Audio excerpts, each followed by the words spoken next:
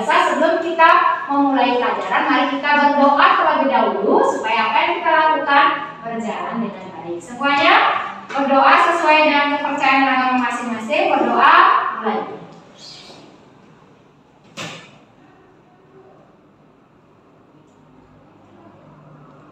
Selesai. Nah, anak-anak guru, hari ini Bu Guru akan ajak kalian membuat keyakinan kelas namanya. Nah, keyakinan kelas itu ya jadi suatu keyakinan bagaimana meyakini hal-hal baik di kelas kita. Ya, jadi kita membuat suatu keyakinan supaya tercipta hal-hal yang baik di kelas kita. Bagaimana? Siap anak-anak guru? Siap! Nah, sekarang Bu Citra akan bagikan kalian sticky note dan kalian tuliskan keyakinan apa yang kalian yakini untuk kelas kita supaya menjadi kelas yang baik. Nah, begitu ya. Nah, guru ya, sekarang Bu Citra bagikan satu-satu. Silakan tuliskan keyakinan apa yang kalian inginkan di kelas kalian. Satu-satu tuliskan. Bentar, ini saya ini ya. Jadi sekarang Bu tuliskan dengan baik keyakinan apa yang kalian inginkan di kelas kalian. Ya.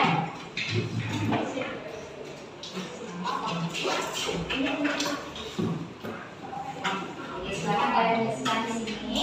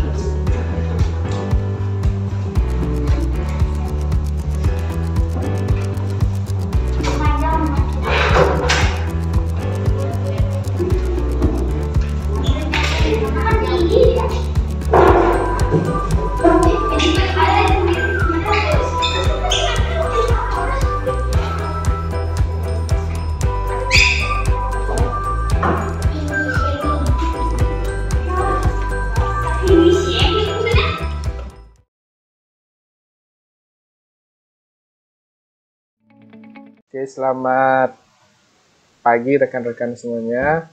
Ibu guru, terima kasih sudah join pada webinar singkat hari ini. Perkenalkan, nama saya Igede Karya Palguna.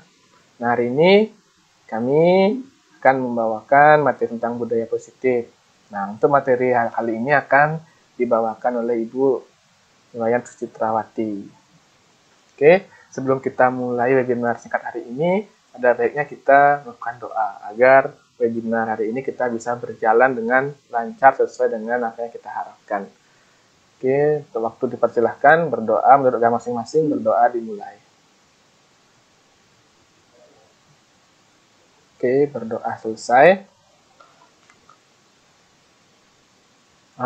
Untuk mempersingkat waktu, kita mulai saja webinar hari ini. Untuk Ibu Iwayan Sucitrawati bisa lakukan share screen untuk mulai melakukan webinar. Oke, terima kasih. Silahkan Bu Wayan, silahkan. Baik, terima kasih Pak Karyadanu atas waktu yang diberikan kepada saya. Mohon izin rekan-rekan, saya ingin share screen materi.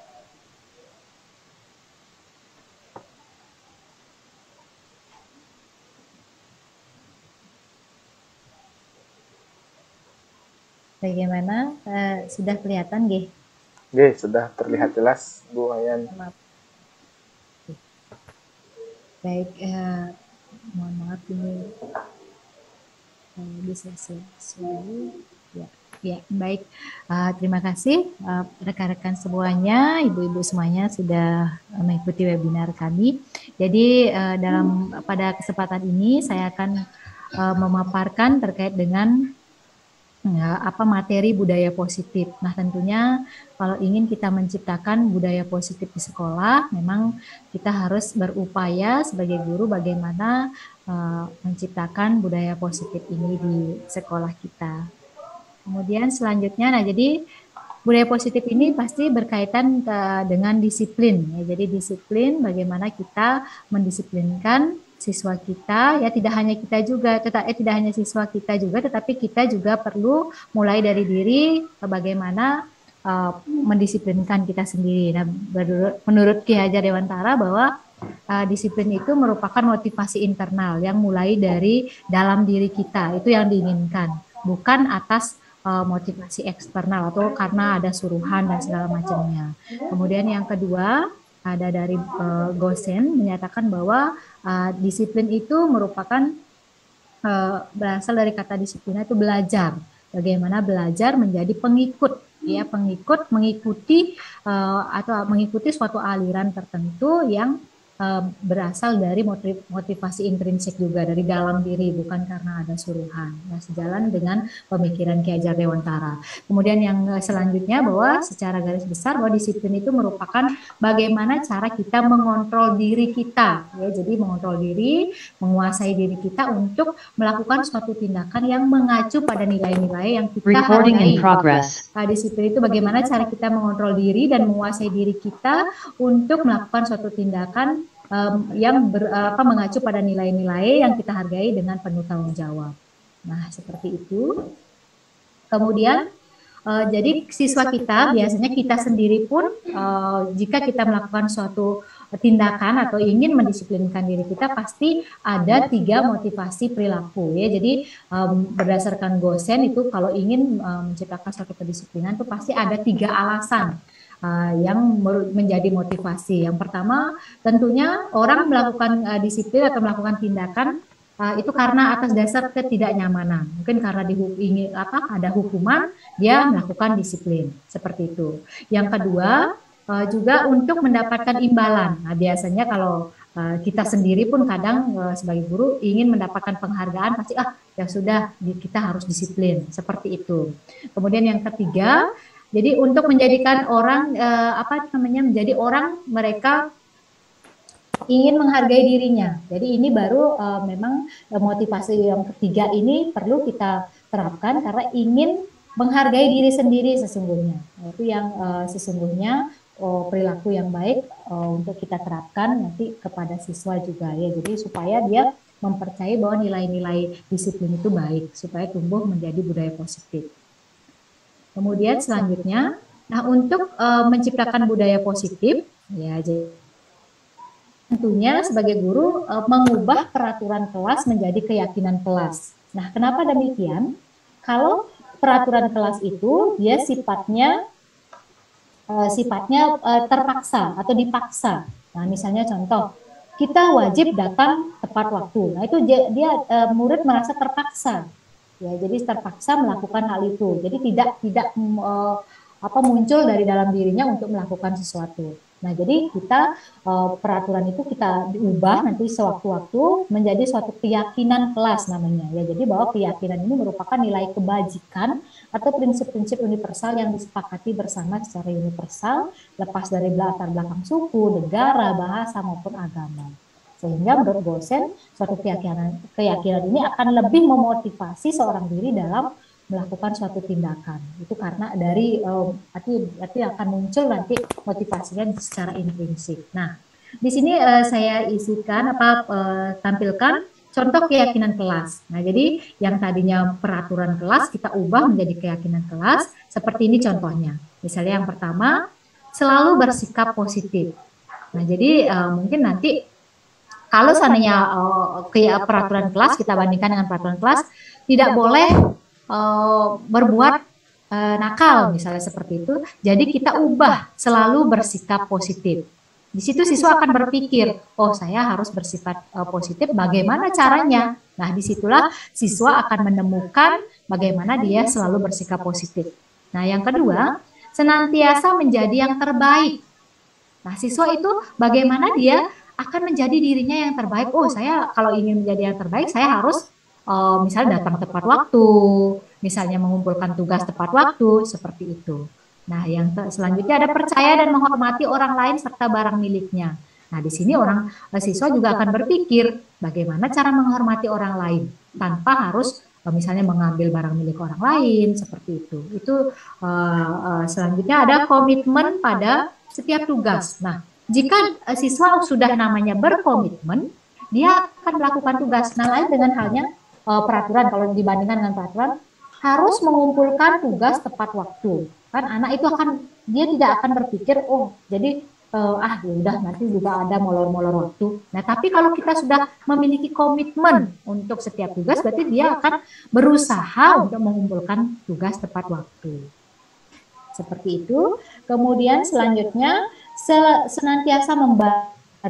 Nah, ini senantiasa membantu, dia suatu keyakinan bagaimana dia selalu membantu temannya apabila melakukan perlu bantuan. Seperti itu contoh keyakinan kelas. Nah, maka dari itu nanti diharapkan rekan-rekan seiring waktu, memang ini tidak bisa kita serta-merta dilakukan secara signifikan, secara cepat tidak bisa, tetapi diubah secara pelan-pelan. Nah, seperti itu. Kemudian, nah dari dari keyakinan tersebut muncullah yang namanya ada kata hukuman, sanksi, dan penghargaan. Nah, ini dibedakan Bapak Ibu. Jadi hukuman seperti apa, sanksi seperti apa, penghargaan itu seperti apa. Nah, jika hukuman itu biasanya kita sering kadang-kala ya, kita sebagai guru ketika ada permasalahan pasti pernah menghukum siswa, kan seperti itu. Jadi sebenarnya hukuman ini bersifat fisik. Ya, fisik itu bisa verbal, bisa juga karena bisa juga dengan tindakan. Misalnya disuruh berdiri di tiang bendera, misalnya seperti itu juga sudah termasuk tindakan, kan. Nah, ini jadi nanti ke depannya murid akan merasa tersakiti. Ya, jadi murid akan tersakiti, merasa terbebani dengan dihukum, ya seperti itu. Jadi diusahakan sebagai guru menghindari hal ini. Nah, sekarang bagaimana dengan sanksi? Sanksi atau konsekuensi ini, jadi dia terencana sifatnya.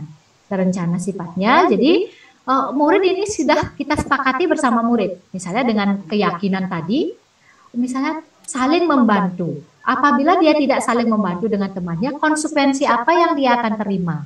Nah, misalnya konsekuensi di sini, misalnya sudah diukur dia. Contohnya, 3 kali ditegur di kelas oleh guru karena tugasnya belum selesai atau mengobrol. Nah, nanti konsekuensi yang mereka dapatkan, maka murid akan kehilangan waktu untuk bermainnya. Jadi misalnya karena dia harus menyelesaikan tugasnya, jadi yang temannya sudah istirahat, dia tidak bisa istirahat. Nah, itu konsekuensi, beda dengan hukuman. Nah, itu jadi diusahakan seperti itu dengan siswanya. Jadi tidak serta-merta kita memberikan hukuman atau mungkin berdiri 1 kaki di depan kelas, misalnya itu kan hukuman. Nah, jadi kalau sanksi itu anak-anak sudah mengetahui apa yang dia dapatkan kalau dia tidak melakukan tugasnya, seperti itu. Nah, yang ketiga itu penghargaan. Nah, kadang-kala kita juga di kelas sering memberikan penghargaan kepada siswa. Nah, sesungguhnya penghargaan juga tidak serta-merta baik ya, Bapak Ibu, jadi tidak baik juga. Jadi penghargaan kalau misalnya kita selalu berikan penghargaan, kamu hebat, kamu salut berguru sama kamu. Nah, itu juga tidak baik kalau diberikan kepada sering-sering kepada anak. Kenapa demikian? Nah, jadi nanti dampaknya berdasarkan Alfikon, jadi mengungkapkan akan berdampak. Alasannya kenapa? Yang pertama, pengaruh jangka pendek dan jangka panjang. Jadi siswa itu akan merasa, kalau saya melakukan sesuatu nanti akan dihargai oleh bu guru. Itu juga tidak baik. Jadi dia kesannya kalau ingin dihargai pasti dia akan melakukan sesuatu. Nah, memang kadang-kala di kelas kecil kan perlu seperti itu, tetapi kalau mungkin di kelas tinggi kita kembalikan lagi ke keyakinan kelas tadi yang kita buat. Jadi supaya tidak merasa anak-anak itu kalau tidak dihargai tidak akan melakukan sesuatu, seperti itu. Kemudian yang kedua, penghargaan dikatakan tidak efektif. Jadi tidak efektif ya seperti tadi dikatakan bahwa dia tidak akan melakukan sesuatu jika tidak dihargai. Nah, itu.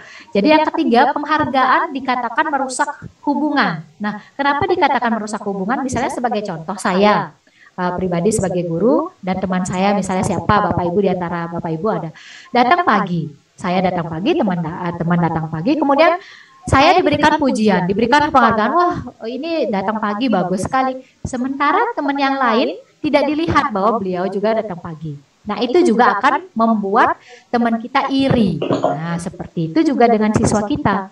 Jadi kok dia dihargain kok saya tidak. Nah kemungkinan kita guru kan tidak bisa memantau satu persatu siswa kita. Padahal siswa yang lain juga melakukan hal yang sama dengan datang pagi, dengan mengumpulkan tugas tepat waktu. Jadi kita tidak hargai, dia juga akan merasa iri kepada temannya yang diberikan penghargaan.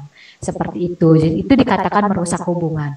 Yang kemudian yang terakhir itu penghargaan juga bersifat menghukum, sama seperti tadi bahwa hukuman itu misalnya dia akan melakukan suatu tindakan ketika dia dihargai. Nah itu dia tidak akan mempunyai motivasi internalnya, tidak akan tumbuh seperti itu. Selanjutnya, nah jadi siswa kita melakukan sesuatu tindakan yang salah misalnya di kelas itu pasti ada alasan, pasti ada kebutuhan dasar mereka yang tidak dipenuhi di rumahnya. Nah jadi misalnya pertama ya kebutuhan dasar bertahan hidup. Nah misalnya contoh nih, anak kita kan kadang-kala di kelas merebut makanan temennya. Ada pasti ya di kelas kita ikuti merebut dengan tanpa minta izin, dia ngambil, terutama di kelas kecil ya, belum paham dia baik dan benar gitu kan kadang. Nah itu karena dia juga kemungkinan dia tidak dikasih bekal dari rumah, kemungkinan dia tidak diberikan uang jajan sama mamanya. Nah maka dari situlah dia akan merebut makanan temannya. Nah di situ juga kita sebagai guru tidak bisa menyalahkan serta-merta kamu ngapain, tidak bisa kita marah. Jadi kita harus selami dulu seperti apa, kenapa. Oh berarti dia kebutuhan dasar untuk bertahan hidupnya tidak dipenuhi. Kemudian yang kedua, dia kebutuhan dasar cinta kasih dan sayang. Nah kadangkala kita punya juga siswa seperti itu, di rumahnya dia tidak ada, mohon maaf sekali kadangkala kan orang tuanya sibuk, dia diberikan dengan hanya fasilitas, dia tanpa diberikan kasih sayang yang pas gitu. Jadi di sekolah dia akan berbuat sesuatu supaya dia merasa disayangin. Itu di situ juga kita harus jeli sebagai guru, bagaimana dia memenuhi cinta dan kasih sayangnya melalui gurunya gitu. Yang ketiga, penguasaan. Nah penguasaan di sini biasanya seorang anak itu ingin diakui kemampuannya, saya loh hebat seperti itu. Jadi di situ juga termasuk kebutuhan dasar seorang anak. Tidak hanya anak ya, kita juga sebagai seorang yang dewasa juga akan memenuhi kebutuhan dasar ini. Kemudian yang keempat, kebebasan. Nah jadi seorang anak juga perlu ingin bebas. Misalnya sebagai contoh, misalnya di sekolah sudah dijelaskan bahwa kita seorang anak itu bagaimana menggunakan sepatu hitam contohnya. Tapi ada aja anak yang ingin kelihatan keren menggunakan sepatu putih gitu. Nah jadi seperti itu dia biasanya ingin kebebasan. Anak itu ingin kebebasan, tidak ingin mengikuti aturan. Nah maka dari itu usaha kita bagaimana mengubah peraturan itu menjadi keyakinan. Yang tadi ini masih ada kaitannya. Nah maka dari itu jadi mungkin ingin kebebasan, jadi tidak ingin mengikuti aturan yang ada gitu. Kemudian yang kelima, kesenangan. Nah anak ini juga akan mengikuti kebutuhan untuk merasa senang. Kadangkala dia ingin mengganggu temannya, misalnya sampai temannya menangis. Nah bahkan dia tertawa dengan temannya yang melihat menangis. Nah itu juga termasuk kebutuhan dia yang tidak terpenuhi. Mungkin kesenangannya di rumah, mungkin kurangnya mainan di rumah, kan kadang-kala seperti itu. Nah disitulah kita juga sebagai guru harus jeli melihat bagaimana kebutuhan anak tersebut tanpa harus menjudge anak itu, oh ini kamu salah gitu. Tidak, jadi berusahalah bagaimana mengenali anak tersebut. Nah jadi ini memang tidak bisa kita cepat ya, tapi ini perlu proses ya. Kami pun makanya kami di sini share, mari kita bersama-sama belajar. Selanjutnya, nah seperti ini. Nah bagaimana menyikapi anak-anak yang bermasalah seperti tadi, yang ingin memenuhi kebutuhannya itu, ya mungkin dengan adanya 5 posisi kontrol guru. Ya, jadi ini masih berkaitan ya bagaimana kita menjadi suatu kontrol yang baik untuk anak didik kita. Nah, yang pertama ini ada yang sebagai penghukum, bagaimana seorang guru itu hanya bisanya menghukum. Nah, itu. Jadi ini biasanya seperti yang tadi saya katakan berupa fisik atau verbal yang bisa menyakiti anak didik kita. Itu yang sebagai penghukum. Nah, yang kedua, membuat orang merasa bersalah. Misalnya, jadi kita mengatakan, bagaimana sih kamu, enggak kasihan apa sama Bu Guru, berkali-kali Bu Guru mengucapkan hal ini, kamu tidak mengindahkannya. Nah, itu jadi anak-anak itu merasa kecil, tidak percaya diri, karena, waduh, saya ternyata salah ya. Nah, itu yang kedua. Yang ketiga, sebagai teman. Bagaimana guru memposisikan tidak menyakiti murid memang, tetapi berupaya mengontrol murid melalui persuasi. Misalnya, ya, nah seperti tadi, jadi ada misalnya menyatakan kita kan teman, tidak apa-apa melakukan kesalahan. Nah, ini juga tidak baik sebagai lama-lama juga tidak baik, walaupun memang kadang-kala boleh melakukan hal itu. Tetapi tidak baik juga, karena kadang-kala bisa jadi anak itu merasa, saya dijadikan teman sama Bu Guru, boleh dong melakukan kesalahan. Biasanya seperti itu. Kemudian yang ketiga, sebagai pemantau atau monitor. Nah, yang sebagai monitor ini biasanya hanya mengawasi, tidak serta-merta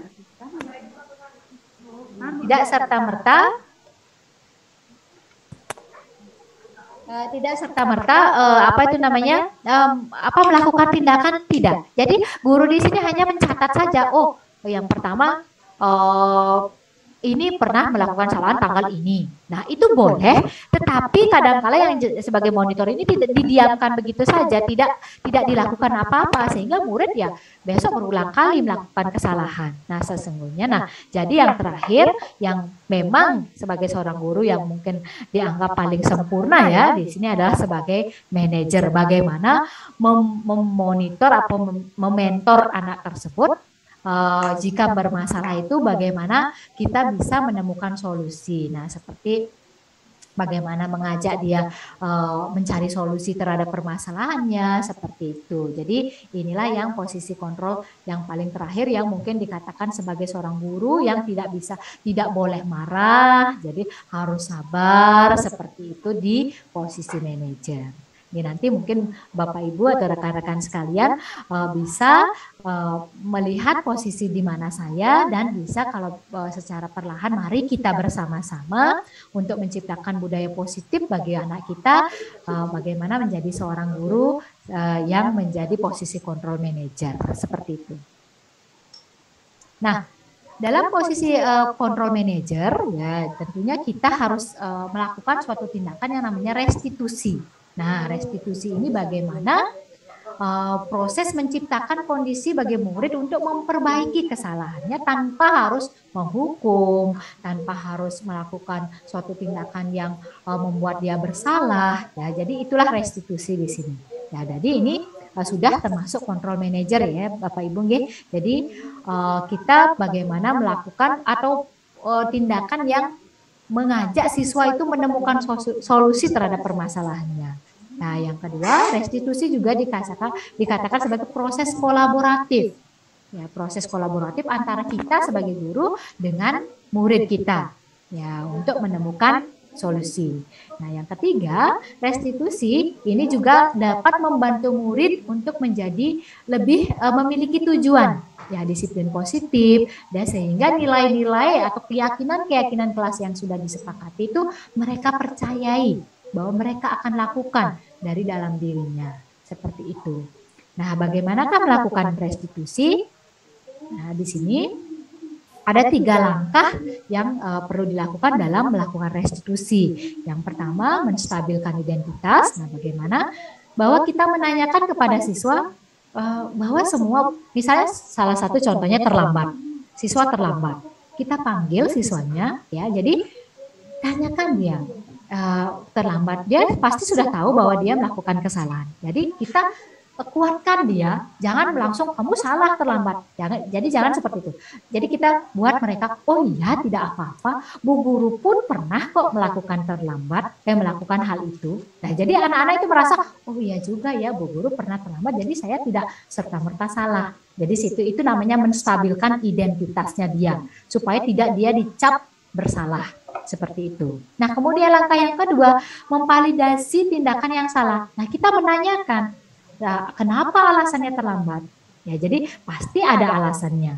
Jadi yang mungkin ya adakah kemacetan di jalan, maka dari itu kita tidak bisa mencegah siswa apakah mungkin mamanya yang mungkin tidak bisa tepat waktu mengantarkannya, kan bisa jadi tidak serta-merta siswa yang salah. Nah, makanya kita memvalidasi kesalahan tersebut. Nah, yang ketiga, baru kita meyakinkan menanyakan keyakinan kelas. Nah, jadi kita nyambung dari tadi, keyakinan kelas apa yang kamu belum sepakati hari ini. Nah, misalnya seperti itu.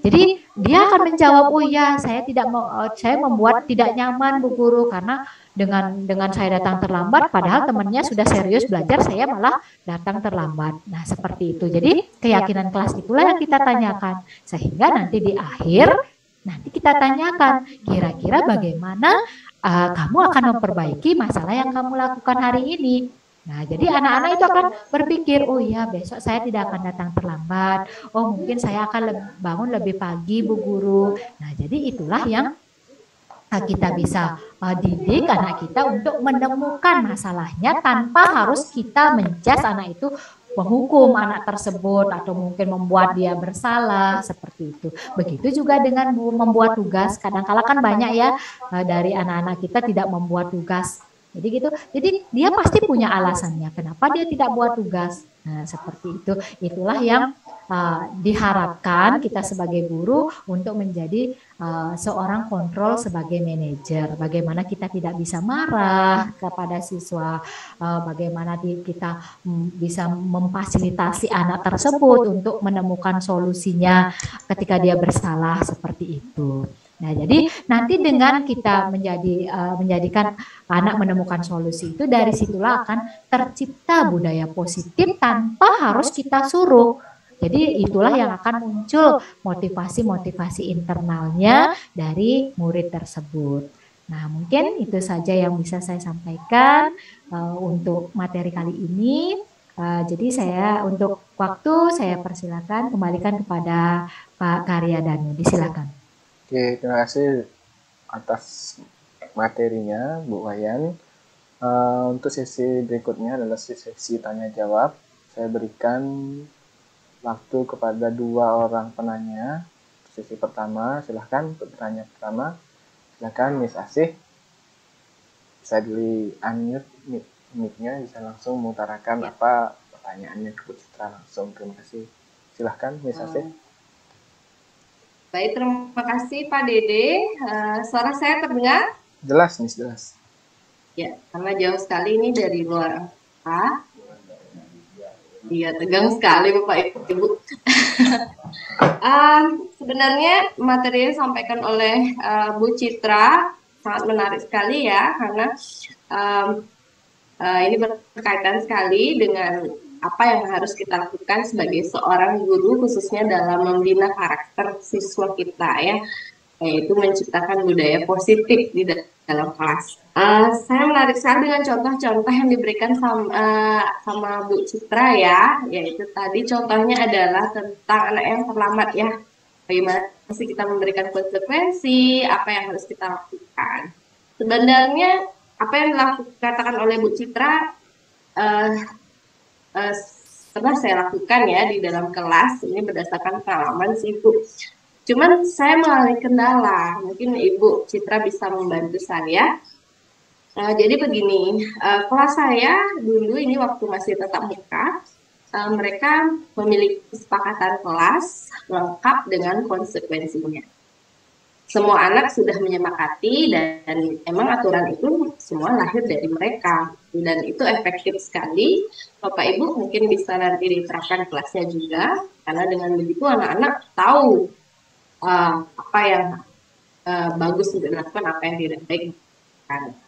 Nah, satu hari, ini anak ini sudah berulang kali terlambat di Citra.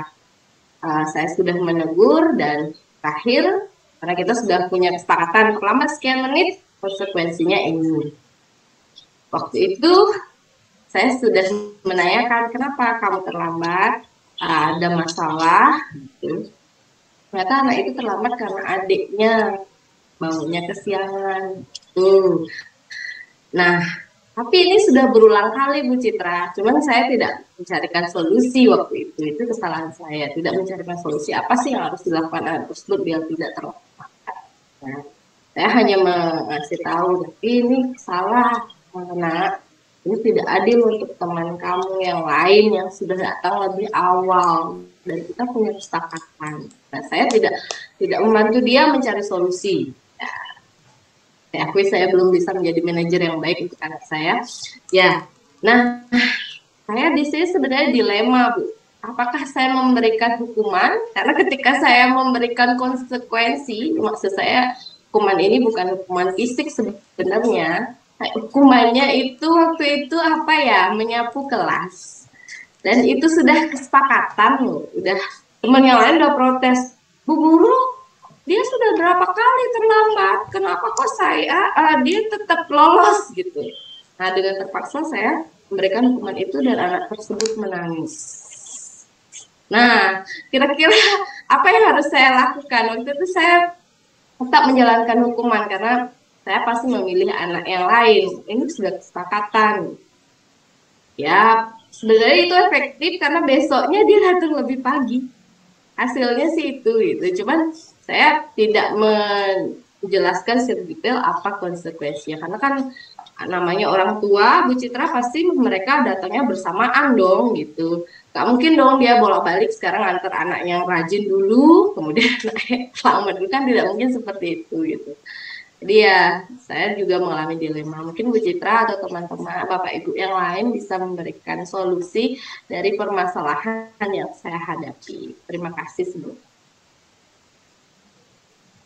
Baik, terima kasih Miss Asih atas ini kalau menurut saya sih ini share pengalaman ya, jadi tidak serta-merta bertanya. Jadi mungkin dari tindakan yang Miss Asih lakukan itu sudah bagus ya, menurut saya sudah mendekati posisi kontrol manager ya. Jadi dari situ dari pengalaman Miss Asih itu membuktikan bahwa tidak serta-merta anak yang salah gitu. Jadi maka dari itu kita berupaya bagaimana menganggap anak itu tidak salah gitu. Nah, karena selama ini kan kita menganggap kalau dia datang terlambat dia salah. Nah, jadi setelah misalnya menanyakan ke anak tersebut kan sudah mengakui bahwa anaknya adiknya yang bangun terlambat. Nah, mungkin nanti misalnya ke depannya lebih bisa karena ini ke permasalahannya dari lingkup keluarganya juga, mungkin nanti misalnya bisa mencarikan solusi bersama-sama dengan siswanya. Mungkin siswanya dulu diberikan kesempatan untuk mencari solusi di keluarganya masing-masing, dan kalau memang tidak juga ada perubahan, menurut saya pribadi bisa juga misalnya komunikasikan dengan orang tuanya supaya tidak selalu anak yang misalnya tadi katakan itu selalu kena kasihan konsekuensi, padahal itu kesalahan adiknya, seperti itu. Itu bisa mungkin saya jelaskan. Mungkin dari rekan-rekan lain ada pengalaman lain mungkin bisa dibantu. Itu yang bisa saya sampaikan. Miss Asih, bagaimana mungkin dari Miss Asih? Terima kasih Bu Citra. Mungkin nanti ke depannya bisa juga kita karena dari penjelasan Bu Citra saya bisa terbayang, jadi kalau seperti ini harusnya kita membantu anak kita menemukan solusi gitu. Tidak semata hanya menjalankan kesepakatan saja, tapi juga membantu anak kita menemukan solusi. Ya, terima kasih Bu Citra. Baik, terima kasih Miss Asih. Oke, terima kasih pertanyaannya, tanggapan yang sangat bagus sekali dari Bu Ayan. Jadi itu untuk sesi yang pertama. Bagaimana untuk pertanyaan kedua? Apakah ada? Oke. Ya, silahkan. Saya mau bertanya sedikit Bu Citra, ini terkait dengan anak yang misalnya dalam suatu kelas itu ada anak berkebutuhan khusus seperti itu, karena sekarang kan di sekolah itu juga rata-rata anak yang berkebutuhan khusus itu sudah bergabung di kelas reguler seperti itu. Jadi apakah sistem kontrol guru dalam posisi manajer ini bisa diberlakukan? Karena pernah saya memiliki siswa yang berkebutuhan khusus, jadi perilakunya lebih banyak ke penyimpangan seperti itu. Jadi dia saya pernah memposisikan sebagai guru, sebagai penghukum saya pernah, sebagai sahabatnya juga saya pernah. kemudian saya juga pernah sebagai manajer ini. Jadi pencatat juga pernah, semua posisi ini saya pernah lakukan untuk anak tersebut dalam mendisiplinkan anak tersebut. Jadi kira-kira gitu, kira-kira bagaimana Bu Citra untuk misalnya anak yang dia memiliki penyimpangan perilaku yang agak dibilang hiperaktif seperti itu. Jadi karena saya pernah mendisiplinkan dia dengan posisi penghukum, dia malah membangkang. Terus saya pernah memposisikan sebagai pencatat, dia agak ngeyel dia. Kemudian memposisikan sebagai teman, dia menganggap memang saya ibunya. Pernah saya juga mendapatkan hal positif waktu itu. Jadi dia mau sedikit mendengar saya, tapi selanjutnya dia karena moodnya dia berubah-ubah seperti itu, jadi saya juga harus pendekatannya berubah-ubah. Seperti itu sih Bu Citra, saya mau solusinya. Terima kasih. Oke, baik, terima kasih Miss Intan sudah bertanya. Jadi, nah menurut yang saya pahami dari permasalahan Miss Intan juga sudah baik ya melakukan berbagai posisi kontrol. Jadi itu sudah berusaha, artinya berupaya mengubah tidak serta-merta satu posisi kontrol, tapi sudah bisa Miss Intan memahami bagaimana karakter anak tersebut. Nah, kalau bisa ya mungkin nanti bisa dilakukan dengan manajer itu Miss Intan. Jadi dengan manajer itu tanyakan, karena memang kebutuhan anak seperti yang tadi saya katakan, 5 kebutuhan dasar manusia itu kan berbeda-beda. Bisa dia ingin kasih sayang seperti itu, jadi dia haus kasih sayang, dia akan melakukan tindakan yang tidak baik di sekolah karena dia ingin disayangin seperti itu. Nah mungkin nanti Miss Intan bisa melakukan dengan hal posisi kontrol manajer, bagaimana menanyakan apa kemauannya dia. Nah, seperti itu kalau di kelas kecil mungkin, Jadi apa kemauannya dia, bagaimana apa yang ingin kamu lakukan, nanti itu difasilitasi juga Miss Intan. Jadi tidak bisa kita melakukan, oh kamu nggak boleh begini gitu. Jadi tidak bisa juga seperti itu. Harus kita fasilitasi dengan apa kemauan dia sendiri. Makanya kita berusaha menjadi seorang posisi kontrol manager. Mungkin itu yang bisa saya jelaskan, Miss Intan. Bagaimana, Miss? Oke, baik Bu Citra. Mohon maaf ini sinyalnya lagi bermasalah. Baik, silakan Pak Dede. Oke, terima kasih atas sesi tanya jawabnya, sangat bagus sekali, sangat aktif semuanya. Oke, jadi itu adalah di akhir sesi untuk webinar hari ini. Terima kasih sudah berpartisipasi aktif dalam webinar hari ini. Nah, tadi karena kita diawali dengan doa, mari kita berdoa karena sudah bisa melakukan kegiatan hari ini dengan sangat baik sekali. Oke, berdoa menurut agama dan keyakinan masing-masing. Berdoa dipersilahkan.